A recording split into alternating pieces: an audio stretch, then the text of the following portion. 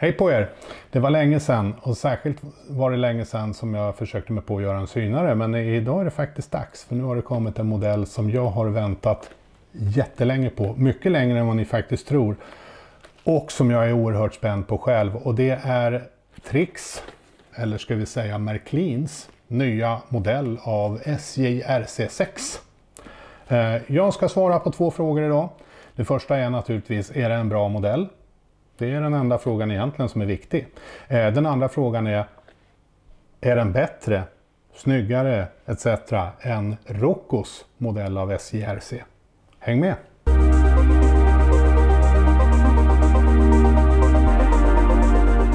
Ja, då sitter jag här med den här asken framför mig som jag sa att jag har väntat väldigt länge på. Och då menar jag inte att jag har väntat på att det skulle komma ut en Trix-version av Märklin-loket. Det är bara 2 månader eller någonting jag har behövt vänta på det. Det är försumbart. Nej, vad jag menar är att jag började som liten med att köra Märklin. Jag fick av pappa.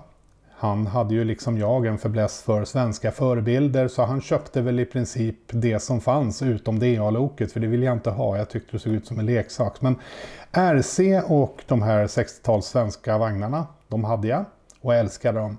Det här Märklinet det följde med under många år faktiskt. Jag tror jag sålde av det 2004 för att byta över till 2-räls. Det hände någonting 1984 och det var inte bara att George Orwells roman filmatiserades. Vad som jag också kommer ihåg väldigt väl är att jag var uppe på leksaksavdelningen på NK. För det var där man köpte modelltåg på den tiden. Och tittade i montern där Rocco just hade ställt ut sin nya modell av RC-loket tillsammans med 80-talsvagnar. Fullängds 80-talsvagnar. Och jag var helt betagen. Jag kunde liksom inte göra mig kvitt. Helt plötsligt, mitt älskade Märklin, svenska Märklin, såg ut som en leksak i mina ögon. Det blev en chock liksom för mig det här. På något sätt. Det var så det tog början, resan mot 2-räls faktiskt. Men jag tänkte ju då att ja, det är ju klart att Märklin släpper en ny modell. Det är klart att Märklin måste kontra det här. Så här kan vi inte ha det. Här släpper Rocco en ny modern modell med drivning på alla 4 axlar och med motorn i mitten och kardandrift och allting och så vidare. Märklins modell blev ju omodern på en dag. Va? Ja, och sen en rättelse där också, därför att Roccos modell hade ju inte drivning på 4 axlar i 3-rälsversionen, men den har alltid haft det på 2-rälsversionen, bara en parentes där. Hur som helst, jag har ju gått och väntat då att Märklin skulle komma med den här kontringen, och 80-talet gick och 90-talet gick. Vi såg några nya målningar av RC-loket, det kom ett blått och så vidare, men det var samma gamla konstruktion och ja, jag är inte ung längre. Jag har skägg. Jag är grå. Och nu kontrar Märklin. Och jag känner att jag är både lite förbannad och lycklig samtidigt. Jag vet inte om ni är med på den här känslan, men jag är förbannad och lycklig samtidigt. Så hur tror ni att min förväntansnivå ligger nu när det här äntligen kommer? Det måste ju bara vara något alldeles extraordinärt nu. Allt annat vore skandal. Vi ska titta då. Okej, då kör vi. Det är en vanlig Märklin-kartong. De brukar se ut på det här viset. Man drar bort locket så här och slänger bort. Sen så ligger loket snyggt inpackat i en sån här vanlig plastlåda. I vanlig ordning också hos Märklin så ligger det, bruksanvisningen ligger i kartongen så här infälld. Snyggt och prydligt, nästan lite Apple-känsla över det hela. Vi tittar på loket direkt.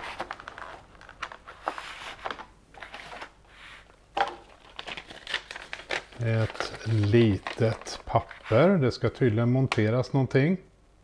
Lägg inte loket på sidan. Okej, det är uppfattat. Här ligger också en påse. Jag skulle tro att det är lite vitrindetaljer. Tycker jag det ser ut som. Ja, det behöver inte jag ska köra med grejerna. Och där har vi det. Här har vi det. Det slår mig direkt att det är riktigt, riktigt tungt. En annan sak som slår mig ögonblickligen, det är det här med detaljerna. Att de sitter redan monterade. Det är inte som på ett Rocco-lok där man behöver sitta och plocka med varenda liten pryl. Tyngden är otrolig. Och sen boggierna. Det ska jag be att få återkomma till. Det är en väldigt komisk detalj här. Ja, det här ser faktiskt bra ut. Det ser bra ut.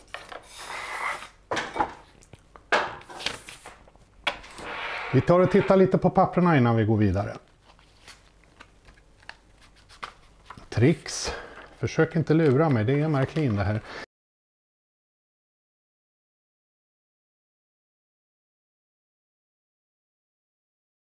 Om vi tittar på instruktionerna som följer med så är det i vanlig ordning ett enkelt häfte med CV-värden, lite instruktioner kring loket. Ska se ljud och ljusfunktioner, ja precis. Och här ser jag att det finns 29 stycken kopplingsbara funktioner, digitalfunktioner enligt bruksanvisningen. Vi ska titta lite närmare på vad det här är sen, men det är naturligtvis ljus och ljud.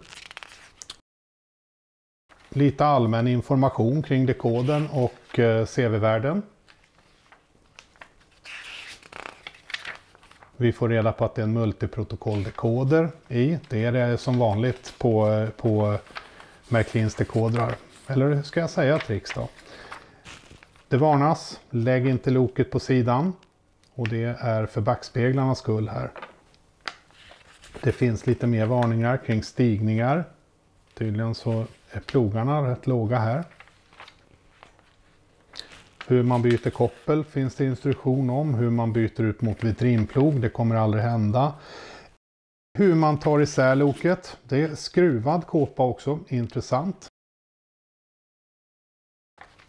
Slirskydd, smörjning, och det är som vanligt jätteroligt med Märklin. De tar värsta liksom oljeflaskan och så ska man droppa i där på vårdslöst sätt. Men nej. Ja, smörjning helt enkelt. Det var inte mycket mer i den än så. Och så finns det instruktioner på andra språk. Och sen ska man tydligen kunna registrera någonting för någon trixklubb och så här. Jag har aldrig förstått vad jag ska vara med i en trixklubb för. När alla svenskt. Så, det slänger vi. Vi tar och tittar lite mer på sakernas tillstånd i detalj då. Och då börjar jag med att ta fram vågen. Och ska vi se vad det här fina loket väger. Och det väger in på, oj, 495 gram. Det är riktigt tungt det, stämde det verkligen? Ja, jag hade ställt vågen rätt. 495 gram. Det är verkligen inte illa. Om vi då jämför med Märklins gamla 1010 som en referens, så var även det rätt tungt, 376 gram. Jag kan ju inte låta bli att ta Rocco-loken också. Här har vi ju då ett svart RC6 av Roccos gamla modell. Väger 384 gram. Och av den senare modellen 391 gram. Alltså Märklin-loket är ju överlägset tyngre. Det bäddar ju för bra dragkraft. Om vi tittar lite närmare på så känner man ju alltså det här är ju en metallkåpa. Modellen är verkligen gedigen. Det är en fin känsla när man tar i saker och ting. Jag tycker jag ser en lite lattjo tabbe här i detaljeringen. Kring strömavtagaren. Det ser verkligen konstigt ut. En plastbygel där som inte riktigt ligger rätt. Men detaljeringen är fin. Jag tycker faktiskt jag har ingenting att klaga på om jag tittar på den här modellen sedd utifrån sig själv. Trycket är jättefint. Jag gillar den här lampan här som sitter här, avgångslampan. Men efter vad jag har förstått så har man inte gjort så att den fungerar, det vill säga det går inte att aktivera den funktionen. Boggierna är rätt snygga, men det finns en detalj här som jag alldeles strax ska återkomma till.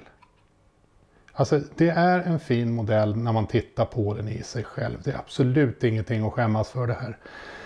Vad som är lite roligt att nämna då rent tekniskt på utsidan, det är det att Märklin har gjutit taket som en separat del.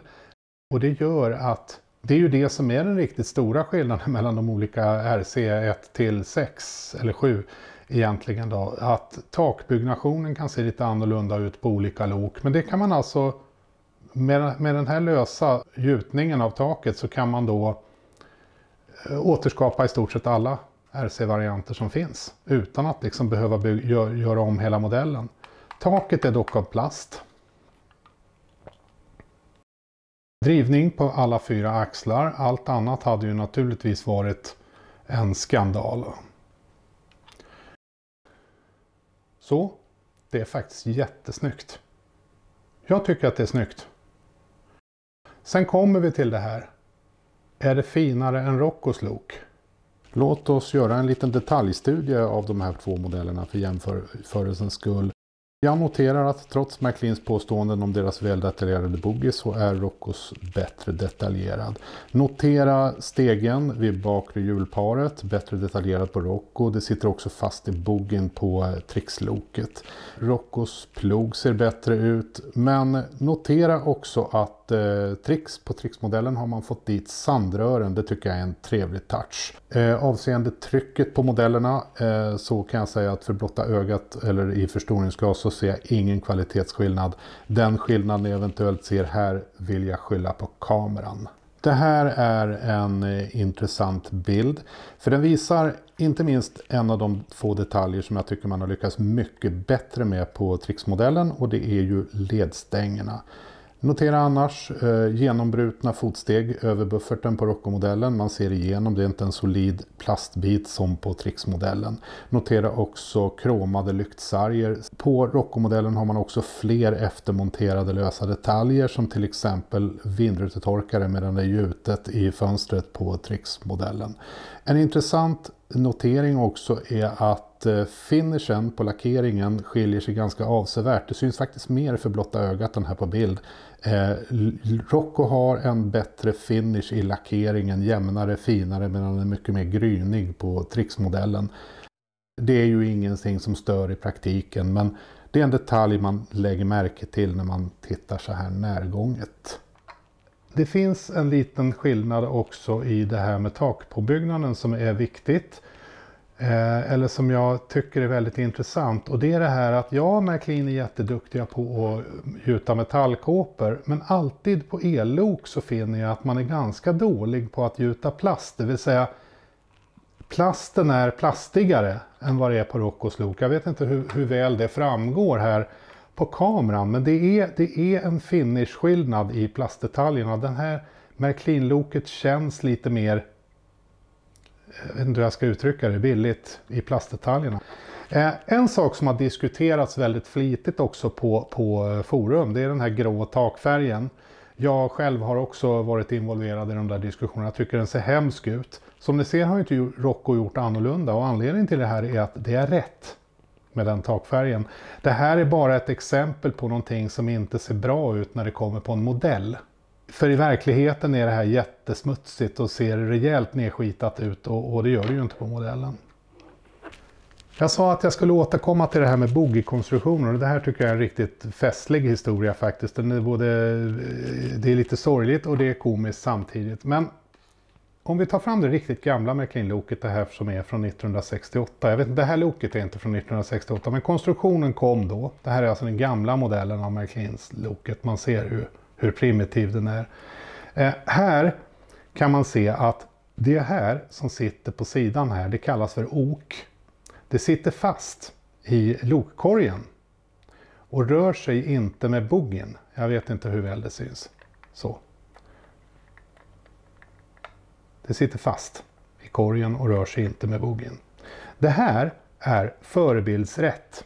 Det är så det fungerar i verkligheten på de riktiga RC-loken. Det vill säga oken sitter fast och bogeyn rör sig fritt från oken. Det som var då var att när Rocco kom med sin ursprungliga modell, jag har något riktigt gammalt här, så valde man att inte göra så, utan här sitter oken och rör sig med bogeyn tillsammans med plogen.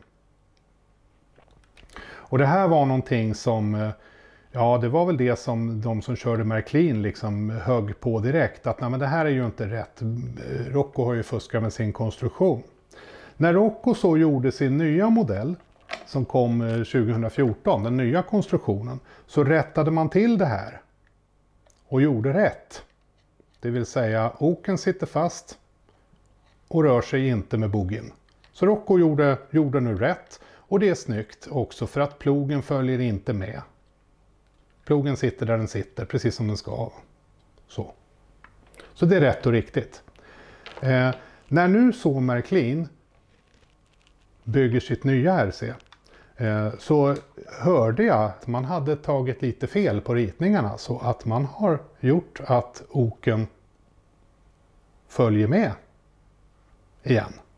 Ännu roligare då är att det kommande Märklin-loket som kommer i höst, det orangea, då har man gjort en efterkonstruktion och talar om att det här har man gjort av visuella skäl. Istället för att som i verkligheten då hade man missförstått ritningen, och det tycker jag är en lite komisk detalj. Men faktum är att det här inte stör. Alltså boggarna är jättesnygga, det här stör inte. Det stör inte mig. Vad som möjligen stör mig lite grann är plogens utseende.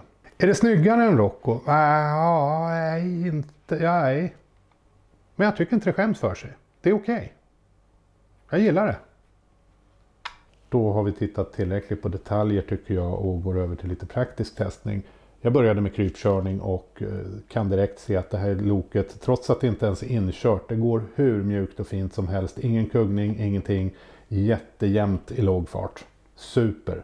Ska jag klaga på någonting så är det att det är väldigt svårt att smyga igång. Det här är liksom det lägsta fartsteget och det finns ett av på här. Loket accelererar inte upp till den här farten utan det slår bara på. Det är garanterat en dekoderinställning. Sen har ju Märklin Tricks en viss tendens att låsa ner sina dekodrar, så jag vet inte om jag kommer att kunna ändra på det här eller inte. Jag ska testa senare. Men för upplysnings skull, det är så här det kommer ur förpackningen. Så gick jag över till att mäta dragkraft som jag brukar göra, och det gör jag med en precisionsnewtonmätare som jag har som går upp till 1 newton. Loket drar den i botten. Så det blev till att ta fram de lite mer grovhuggna instrumenten som klarar lite mer krafter. Och då mäter jag upp 1,3 newton och det är nog det bästa jag någonsin har sett på ett fyraxligt lok. Som referens så klarar Rocco 0,8 newton och det loket ska jag säga är starkt det. Det här är ju exakt det värde som friktionen mot rälsen tillåter, för att som ni ser när jag släpper kraften så dras loket tillbaka av mätaren till det värdet ungefär. Jag ser ju två förklaringar, den ena är ju uppenbar, det är ju lokets vikt. Den andra förklaringen är att Märklin har något unikt recept på sina slirrskydd. De både håller längre och har mer friktion än slirskydden på något annat märke. Men det här är också ett litet tips i förbigående. Märklins slirrskydd är bäst. Jag använder dem till alla mina lok oavsett märke.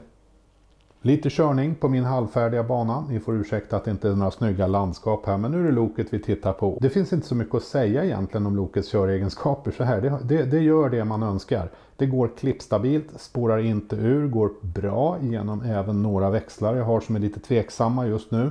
Och det är urstarkt. Här drar jag 5 tunga vagnar från fabrikanten H0 i en 3% stigning och det är helt utan tvekan. Sen har jag hört lite grann på forum och annat att det är svårt att få upp hastigheten, det vill säga toppfarten är lite för låg. Jag håller inte med. Det kan ju vara olika på olika exemplar, men mitt exemplar har jag klockat och det gör i skalenlig hastighet ungefär 160-180 km i timmen.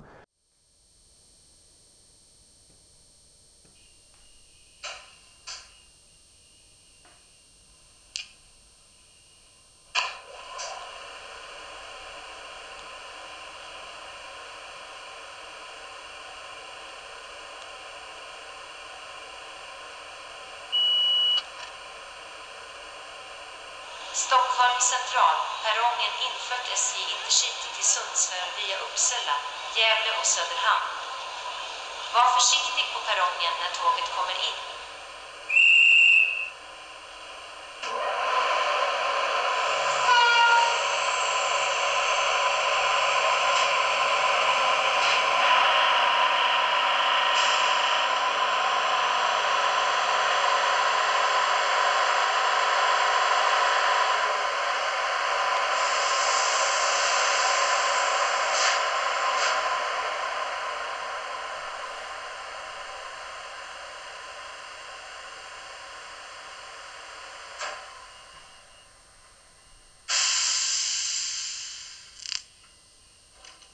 Då tänkte jag att vi ägnar oss lite grann åt att titta på tekniken och vad som finns inuti det här loket. Jag tänkte inte göra någon fullständig demontering utan bara lite grann för att kika hur saker och ting förhåller sig in på insidan.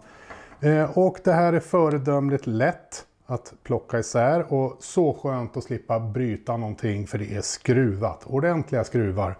Det är en fröjd för en teknikers ögon att se. En skruv där och diagonalt en skruv där för att lossa kåpan. Så då tar vi och gör det. Då har jag lossat skruvarna och då ska det bara vara att lyfta underredet. Så jag tar tag lite försiktigt i bogen. Ja, det släpper på en gång. Inga problem. Då ser jag en sak här och håller ögonen på direkt när man tar isär det här. Och det är nämligen så här att det står ett A här. Och här står det ett B. Och vad betyder det då? Jo, det är A och B-änden på loket. Så att motsvarande finns faktiskt på kåpan. Så det kan vara bra att lägga på minnet och hålla reda på så att man sätter allting åt rätt håll. Kåpan sitter då kvar i chassit tyvärr sitter det kvar i 2 kablar här som man får lossa på om man vill ta bort kåpan. Så det ska vi ta och göra. Jag tar en liten skruvmejsel väldigt försiktigt och lossar isär de här kontakterna så. Det går ganska lätt. Så, det var en. Och det var den andra. Så där. Då blir det lite lättare att titta på saker och ting. Så då lägger jag kåpan åt sidan här. Har jag fått loss kåpan. Och här sitter vi då med chassit som är tungt och gediget. Ser snyggt ut, snyggt monterat. Kablarna ligger snyggt och prydligt här. Man ser att ja, men det här är inget slarv. Det här är inte slarvigt ihopsatt. Det är ett kvalitetsbygge. Jag tänker inte lyfta på kretskortet för jag vet redan vad som sitter här. Det sitter en 5-polig motor med dubbla svänghjul. Ett där och ett där. Som man kan se här genom kåpan. Det är kardandrift till respektive bogie. Där det sitter en snäckväxel och metalldrev inuti. Det är rakt igenom metalldrev här. Det sitter en dekoder monterad här. Det är multiprotokoll som det alltid är på Trix. Det vill säga MFX, DCC och MM-protokollen. Högtalaren ligger gömd under loket. Det går ner sladdar här på baksidan. Så den ligger här under. Det sitter en fyrkantig högtalare där ute under och jag tycker det är rätt bra ljud. Det är en sak här som saknas tycker jag och det är en buffertkondensator. Stay Alive, Powerpack, Powercap, kärt barn har många namn. Och det är ju en liten kondensator som ska hjälpa loket över tillfälliga strömavbrott. Och det tycker jag är dåligt att inte Märklin har satt i. Nu kommer det alltid vara någon som försvarar det här och säger ja men det här loket tar upp ström så bra ändå. Och ja du får väl hålla rälsen ren och så vidare. Men skitsnack säger jag. Det är en så billig komponent att sätta i. Det är bara några kronor och det finns ingen ursäkt att 2023 inte sätta i en sån. Man har också valt att sätta dit separata lagringar på hjulaxeln som axeln rullar i och det är riktigt bra. Många tillverkare väljer ju istället att bara lägga i axeln direkt i boggen och skruva fast den. Men det här är nästa nivå. Tittar vi inuti kåpan så ser vi att det är ledningar dragna till topplyktorna. Vi ser också att Märklin har tagit bort funktionen att man kan ha strömupptagning via strömavtagarna på loket. En sak som är väldigt synd som jag är inne på det är att den här avgångslampan inte har någon ledning till sig och inte alls fungerar. Och det tycker jag är jättetråkigt. Det hade varit enkelt att åstadkomma. Dekas kan ju göra såna här så då borde Märklin kunna det också. Det är en smal sak att peta bort hyttinredningen här. Och då ser vi, ja men det är en trevlig inredning här med en instrumentpanel och så vidare. Och här kan vi sätta en liten lokförare om vi tycker det. Då är det dags för betyg. Om vi börjar med detaljering så är det här 7 av 10. Vi har pratat jättemycket om detaljer nu, nästan löjligt mycket. Och vi har jämfört mot Rocco. Kanske till och med att ni har fått intrycket att detaljeringen skulle vara dålig på det här loket. Men det är den inte. Loket är i mina ögon jättesnyggt. Det ger ett riktigt bra helhetsintryck. Även om det nu inte vinner en niträknargranskning mot Rocco. Det som hindrar mig från att ge högre, det är plastiga taket-detaljer, lite tveksam realism när det gäller bogir och plogar. Men lyfter man blicken lite så tycker jag det är en jättebra finish. Sen har vi det här med takfärgen. Ja, det stör mig något helt otroligt, men den är ju rätt. Så vad ska vi göra? Det går inte att anklaga Märklin för att riktiga lok har väldigt smutsiga tak. Så att man får nog smutsa ner loket lite själv, så kommer det här att se mycket, mycket bättre ut. Funktion, då är det här loket 9 av 10. Jag har nästan inte mycket att säga om det. Det går klippstabilt genom trassliga växlar, det drar hur bra som helst och så vidare. Varför ger jag inte 10? Jo, det är om jag letar fel. Så tycker jag att drivningen låter lite mycket på grund av att det är metalldrev. Den är lite bullrig. Och sen tycker jag loket är lite svårt att smygstarta. Och det här är nog bara en dekoderinställning, men det stör mig lite grann. Så att ingen 10, men 9 definitivt.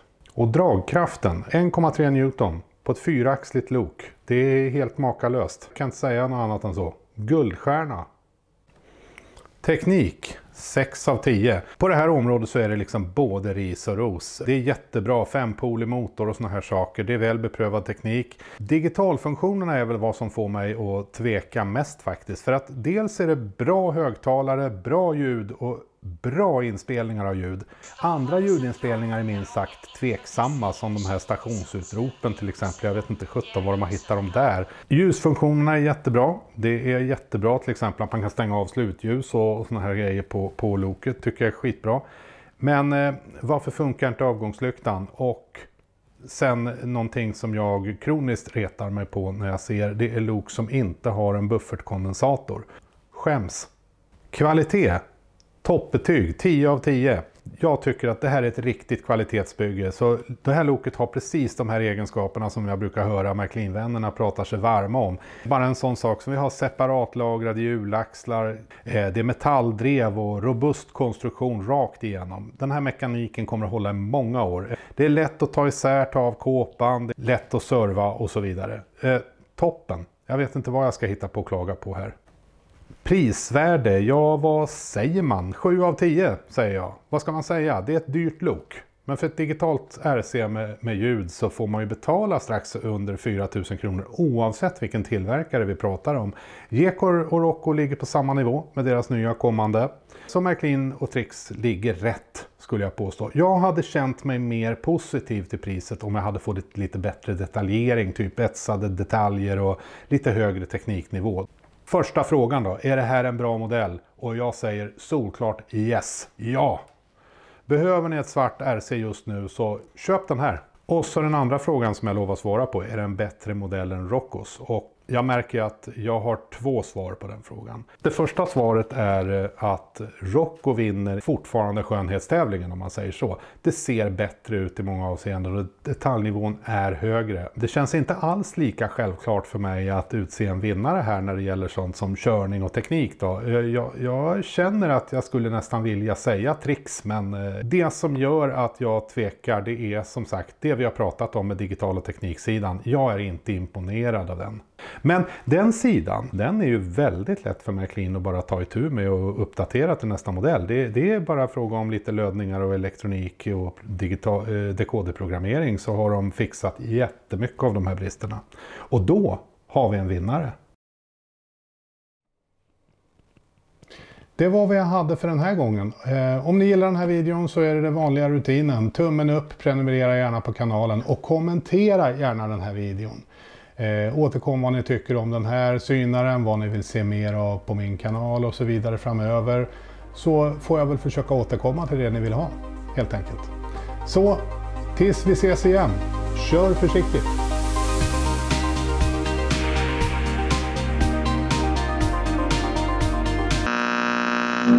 Och ja, det är nämligen så här att Rocco, eller det är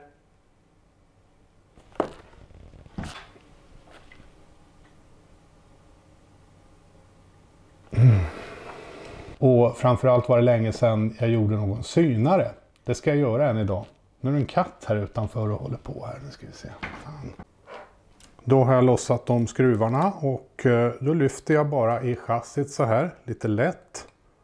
Så Ska kåpan stanna kvar? Trodde jag, ja.